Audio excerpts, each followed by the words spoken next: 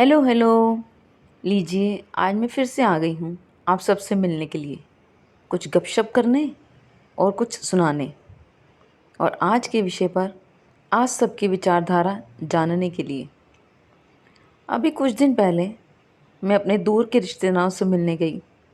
वहाँ हम सब बैठे हुए चाय की चुस्कियों का आनंद ले रहे थे। तो वह विषय छिड़ चुका था चमत्कार का। अब सबकी अपनी अपनी प्रतिक्रिया, कुछ मानने के पक्ष में थे और कुछ नहीं। लेकिन जब मेरी आप बीती पर नज़र दौड़ाई गई तो सब मानने के लिए विवश हो गए कि चमत्कार होते हैं। काफ़ी लंबे समय से जीवन में कुछ कठिनाइयाँ चल रही थी, और कठिनाइयाँ भी ऐसी कि जिनका और छोर भी समझ नहीं आ रहा था। कुछ कठिनाइयाँ तो ऐसी थी कि समय तो बीत रहा था पर वो जस की तस थी।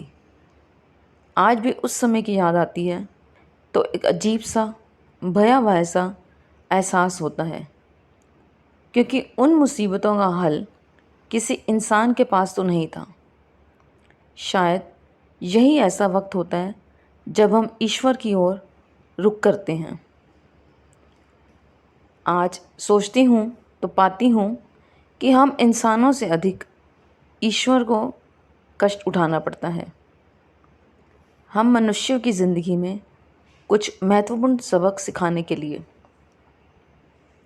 हम कितने भी स्वयं को समझदार क्यों ना समझें, लेकिन ईश्वर की लीला उसे हम नहीं समझ पा सकते। मुझ में लिखने की आदत शुरू से ही थी, लेकिन कहाँ छुपी हुई थी इसका एहसास मुझे इसी दौरान हो पाया। आत्मसम्मान और आत्मनिर्भरता जो एक व्यक्ति में अवश्य होना चाहिए, वो मुझ में भी होते हुए वक्त के साथ कहीं खो गए थे। शायद सभी रिश्ते निभाते निभाते स्वयं के साथ रिश्ता निभाना भूल गई थी। बीते कुछ वर्षों में इतने उतार चढ़ाव देखे जिनकी शायद कल्पना भी मुश्किल थी, पर आज हर एक घटना के पीछे क्या कारण था उसका मर्म समझ पाई हूँ। जैसे हम लोग अपने बच्चों को डांट और कड़वी दवाई उनके भले के लिए पिलाते हैं, ऐसे ही मेरे और मेरे परिवार के भले के लिए ईश्वर ने हमें कुछ खट्टे मीठे अनुभव कराए। इन्हीं वर्षों में मैंने थोड़ा बहुत लिखना भी सीखा। आत्मनिर्भरता की ओर कदम बढ़ाने के साथ साथ आत्मसम्मान को पुनः प्राप्त करने का प्रयास किया। शायद इसलिए भी अब मैं समझ पाई हूँ कि आपकी उदारता और नम्रता का यदि लोग गलत अर्थ लगा लें, आपको एक पायदान की तरह इस्तेमाल करने लगे, तो उनसे दूरी कैसे बनानी है, स्वयं को इस कर्म क्षेत्र से बिना लड़े कैसे बाहर निकालना है। आज शुक्रगुजार हूँ परमात्मा की, जिन्होंने मुझे मेरी खुशी से मिलवाया। इतना बड़ा बदलाव तभी संभव हो पाया जैसे कि मानो कोई चमत्कार ही हो। मैं कब कैसे कहाँ खो गई थी ये तो मुझे ज्ञात ही नहीं। चाहकर भी मैं वापस अपने पुराने रूप में, जहाँ मैं स्वच्छंद विचारों की थी, वापस ना आ पाती।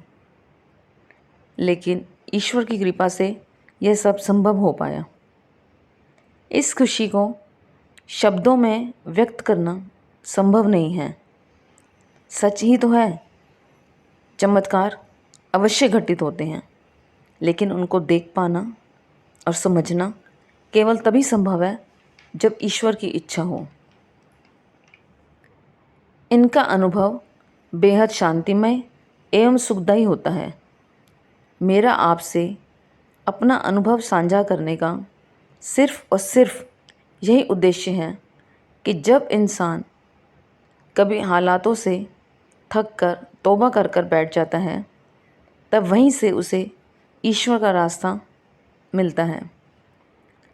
वरना हम तो दुनिया के झूठे राग रंग में ही फंसे रहते हैं और ऐसे ही इस मोह माया की नगरी से चले जाते हैं। ईश्वरीय सत्ता और चमत्कारों का अनुभव हमें तभी अधिक समझ में आता है जब हम निराशा के भंवर में फंसे होते हैं। तभी तो कहते हैं, सुख में सुमिरन सब करें, दुख में करे ना कोई। सुख में सुमिरन सब करें, दुख में करे ना कोई। जो दुख में सुमिरन करे, सो दुख काहे पाए कबीरा, सो दुख काहे पाए। तो आज की चर्चा यहीं समाप्त करते हुए आप सबको धन्यवाद देती हूँ। हमेशा की तरह आपके विचारों को जानने की उत्सुकता बनी रहेगी। धन्यवाद।